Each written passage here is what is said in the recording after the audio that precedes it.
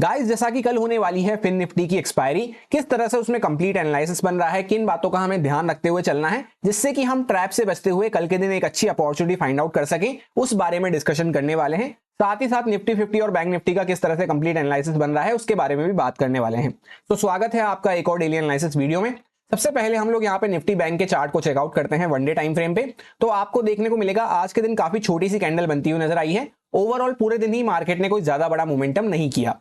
अभी हम नीचे की साइड से एक अच्छा अप ट्रेंड में चलते हुए जा रहे हैं, जहां पे बीच बीच में market fresh stop loss create करके, लिक्विडिटी क्रिएट करके, थोड़ा सा कंसोलिडेट करके, करेक्ट करके वापस से ऊपर निकलता हुआ जा रहा है। तो वीकली एनालिसिस में हमने ये डिस्कस किया था कि यहाँ पे मार्केट अभी करेक्शन दिखाना चालू किया है। तो जब तक या तो मार्केट अपने हाई को क्रॉस नहीं करता है या फिर एटलीस्ट 53,000 के लेवल को क्रॉस नहीं करता है, तब तक हम अग्रेसिव होकर बाइंग की साइड पे पार्ट नहीं ले सकते।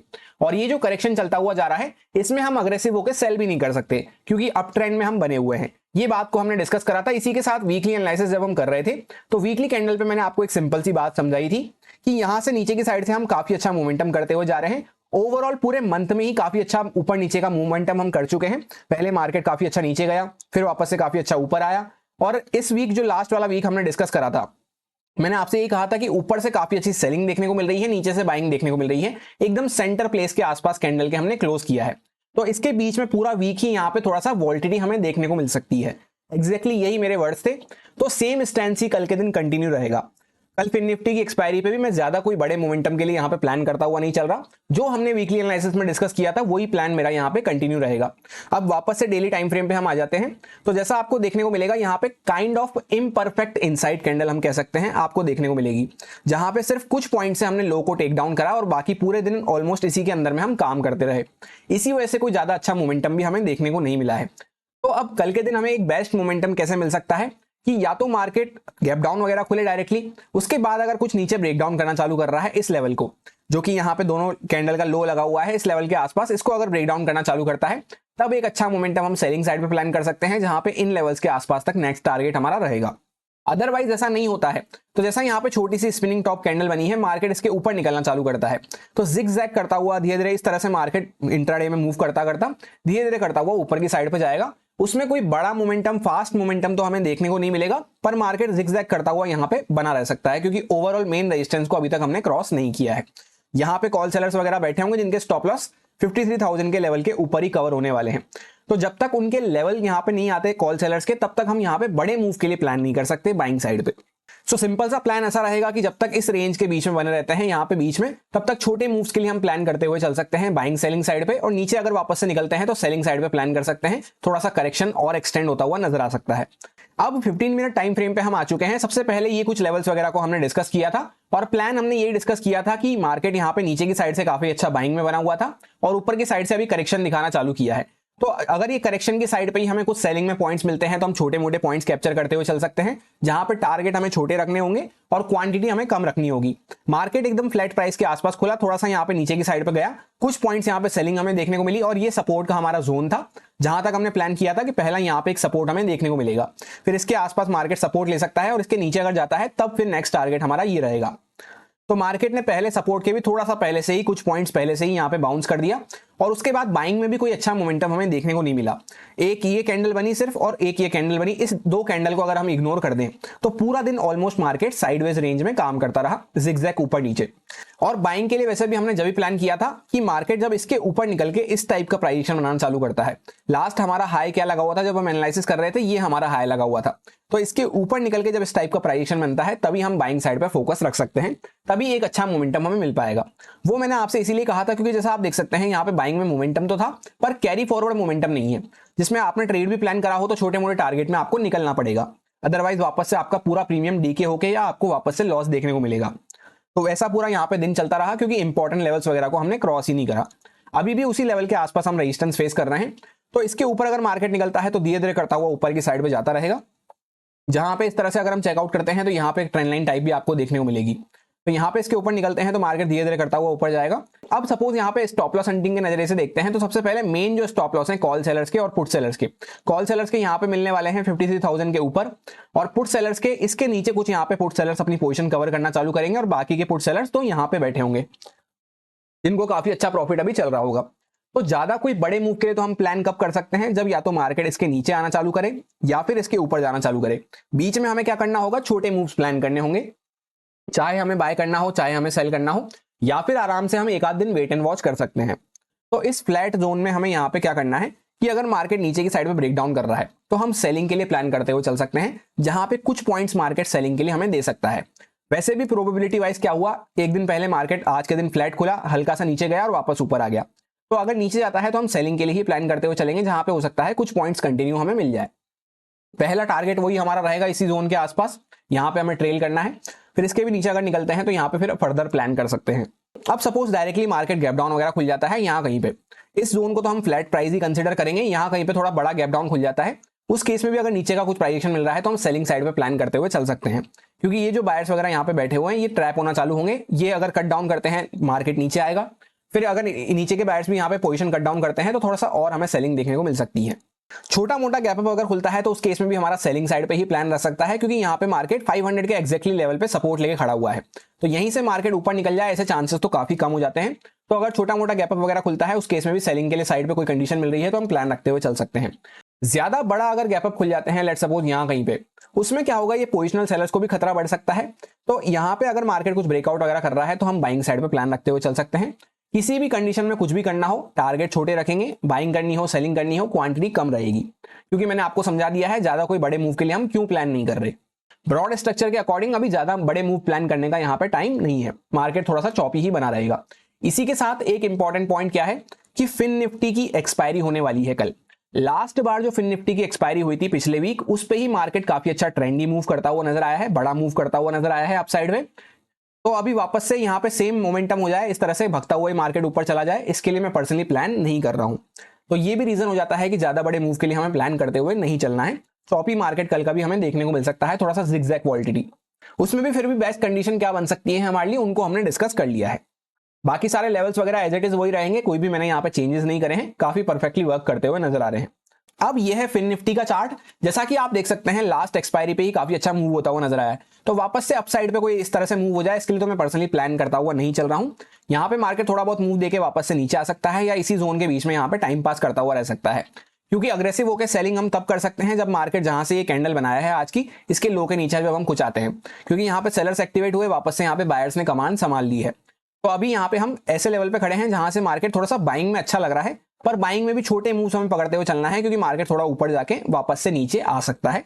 प्रोबेबिलिटी वाइज लास्ट टाइम पे काफी अच्छा मार्केट बाइंग साइड में मूव करा था। अब 15 मिनट टाइम फ्रेम को हम चेकआउट करते हैं तो नीचे के सारे लेवल्स तो एज इट इज वही हैं जो हमने लास्ट वीक डिस्कस करे थे, काफी परफेक्टली अभी भी वर्क करते हुए नजर आ रहे हैं। आज के दिन भी मार्केट डॉट इसी पे सपोर्ट लेके वापस से ऊपर आया है। ये दो लेवल्स को मैंने फ्रेश ऐड करा है, जहां पे 23,730 के आसपास एक लेवल है जहां पे ये हमारा हाई लगा हुआ है, इसके ऊपर 850 के आसपास नेक्स्ट रेजिस्टेंस आ सकता है। सिंपल सा प्लान कैसा बन रहा है कि यहाँ पे बाइंग में अच्छे बने हुए थे, थोड़ा सा करेक्शन करा, अभी वापस से मार्केट ऊपर आ चुका है। तो ये जो यहाँ पे सेलर्स वगैरह बैठे होंगे, इनमें से ऑलमोस्ट मोस्टली सेलर्स तो यहाँ पे कट डाउन कर गए होंगे इस तरह का बाइंग मोमेंटम देखते हुए। तो अब जो यहाँ पे थोड़े बहुत सेलर्स बचे हैं, लेट सपोज मार्केट फ्लैट खुल के ऊपर निकलता है, गैप अप खुलता है, तो उसमें छोटा मोटा मोमेंटम बाइंग साइड पे देके वापस से मार्केट नीचे आ सकता है, क्योंकि छोटा मोटा मोमेंटम देने के बाद जो बचे कुछ सेलर्स हैं वो भी यहाँ पे एग्जिट कर जाएंगे, तो उसके बाद हमें नीचे आने का देखने को मिल सकता है, या मार्केट वहीं पे साइडवेज हो सकता है। इस वैसे भी प्रोबेबिलिटी वाइज कोई बड़ा मूव हम प्लान नहीं कर रहे, तो इस तरह से कंडीशन यहाँ पे बन सकती है। अगर मार्केट फ्लैट खुल जाता है, नीचे निकलना चालू कर रहा है, तो आज के दिन क्या हुआ, मार्केट फ्लैट खुल के नीचे जाना चालू करा पर वापस से ऊपर आ गया। तो अगर फ्लैट खुल के एकदम यहाँ पे खुल के वापस से नीचे आ रहा है, तो कुछ हम सेलिंग के लिए छोटे मोटे पॉइंट्स पकड़ते हुए चल सकते हैं, क्योंकि ओवरऑल एक रेंज में हम बने हुए हैं।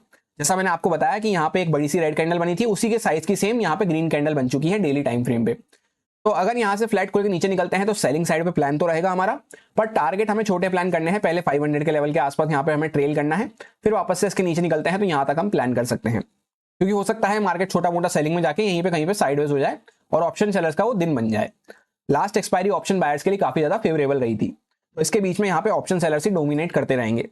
डायरेक्टली कोई बड़ा गैप डाउन अगर खुल जाता है तो वैसे भी हम रेंज के अंदर में रहेंगे, यहाँ पे हमें कुछ भी नहीं करना, थोड़ा वेट करना है। अगर मार्केट नीचे निकल के वापस से इसके लेवल को ब्रेक डाउन वगैरह करता है, तब हम कुछ सेलिंग के लिए प्लान कर सकते हैं, क्योंकि ये जो यहाँ पे थोड़े पुट राइटर्स वगैरह आए होंगे ये ट्रैप होना चालू होंगे, तब फिर हमें नेक्स्ट टारगेट तक मोमेंटम मिल सकता है।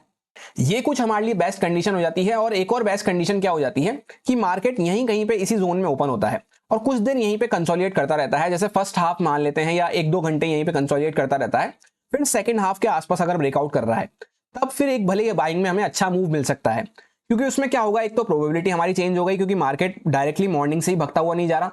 दूसरा क्या होगा, यहाँ पे स्टॉप लॉस वगैरह भी क्रिएट हो जाएंगे सेलर्स के। तो फिर अगर मार्केट ब्रेकआउट कर रहा है तो सेकंड हाफ में अगर इस तरह की कंडीशन बनती है तब फिर एक अच्छा ब्रेकआउट यहाँ पे हो सकता है। अब हम लोग आ चुके हैं निफ्टी 50 के चार्ट पे। सबसे पहले वन डे टाइम फ्रेम पे यहाँ पे ब्रॉड माइंडसेट डिस्कस करते हैं। तो कंपेयर टू फिन निफ्टी और बैंक निफ्टी हमें निफ्टी 50 का चार्ट ज्यादा अच्छा देखने को मिल रहा है, क्योंकि इन दोनों में वैसे भी कल फिन निफ्टी की एक्सपायरी है और बैंक निफ्टी का चार्ट भी उसकी तरह से ही रिएक्ट करता हुआ नजर आता है, जहां पे प्रोबेबिलिटी वाइज कोई बड़ा मोमेंटम होने का चांस नहीं है। पर इसने क्या करा था, लास्ट फिन निफ्टी एक्सपायरी पे ज्यादा कोई बड़ा मोमेंटम नहीं किया था, तो यहाँ पे एक अच्छा मोमेंटम मिल सकता है। इसी के साथ एक कंडीशन और क्या हो जाती है कि यहाँ पे एक अच्छा मोमेंटम हो रहा था, फर्स्ट ये हमने पॉज लिया, अभी मार्केट ने इसी के अंदर में इनसाइड कैंडल बनाई है। प्रॉपर एक इनसाइड कैंडल आपको देखने को मिलेगी, ना तो हमने हाई को क्रॉस करा, ना ही हमने लो को क्रॉस करा, और दोनों का हाई और लो ऑलमोस्ट सेम लेवल के आसपास लगा हुआ है। तो अगर यहीं कहीं पे हायर साइड पे हमारी ओपनिंग होती है और यहाँ से मार्केट हाई को क्रॉस करना चालू करता है, तो कुछ मोमेंटम हम बाइंग साइड पे प्लान करते हुए चल सकते हैं, अच्छे से ट्रेल करते हुए और यहाँ पे प्रॉपर स्टॉप लॉस वगैरह को फॉलो करते हुए। सेलिंग के लिए अग्रेसिव होकर मोमेंटम जब भी मिल पाएगा जब इसके नीचे हम कुछ आना चालू करते हैं। लेट सपोज मार्केट कोई बड़ा सा गैप डाउन खुल जाता है, इसके नीचे आना चालू कर रहा है, तभी सेलिंग के लिए हम प्लान करेंगे। अदरवाइज यहाँ कहीं पे इस जोन में कहीं पे भी हमारी ओपनिंग होती है तो यहाँ पे बाइंग के लिए एक अच्छा मोमेंटम मिल सकता है। सो एक लाइन में सिंपल सा ब्रॉड माइंडसेट है कि प्रॉपर इनसाइड कैंडल बनी है, पिछला ट्रेंड बाइंग साइड पे था, तो ऊपर क्रॉस करते हैं तो बाइंग में प्लान रहेगा, बीच के एरिया को थोड़ा सा हमें अवॉइड करना है या छोटी मोटी स्कैल्पिंग करते हुए चल सकते हैं, इसके नीचे ही वापस से सेलिंग के लिए हमारा प्लान रहेगा। अब 15 मिनट टाइम फ्रेम पे हम आ चुके हैं। सबसे पहले ये कुछ लेवल्स वगैरह को हमने डिस्कस करा था, इनफैक्ट फ्राइडे को भी यही लेवल्स थे, मैंने लेवल्स चेंज नहीं करे थे वीकली एनालिसिस में, और काफी परफेक्टली अभी भी वर्क करते हुए नजर आ रहे हैं। मार्केट वही 24,166 के आसपास रेजिस्टेंस फेस करता हुआ नजर आया, जहां पे पहले भी हमारा लेवल लगा हुआ था और पहले भी यहीं पे हमने रेजिस्टेंस फेस किया था। तो अभी यहाँ पे कैसा सिनेरियो बन चुका है कि मार्केट ने अपने यहाँ पे लो को भी टेक डाउन नहीं करा, 24,000 के आसपास हमारी एग्जैक्टली ओपनिंग हुई राउंड नंबर लेवल पे, और यहाँ से मार्केट पूरा दिन धीरे धीरे करता हुआ ऊपर की साइड पे जाता रहा।